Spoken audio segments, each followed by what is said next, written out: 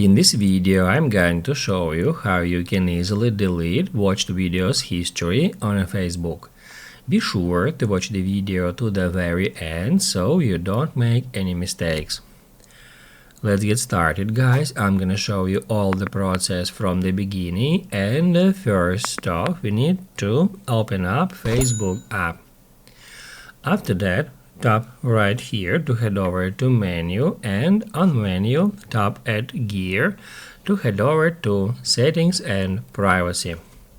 Once it is done, just scroll down until you find activity log, then get into it.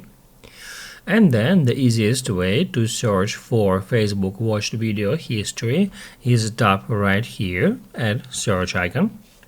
Then search for video. That will show you the option which is called videos you have watched, and if you get into it, you are able to get access to all your watched video history. I don't have many watched videos here, as you can see. However, if you got some, you are able to remove any, let's say, evidence of some watching videos. To remove a particular video from watch history, tap add three dots and then tap add delete. And also you can clear the entire watch history in one click by tapping right here where it says clear video watch history. If this video was helpful for you, don't forget to hit the like button.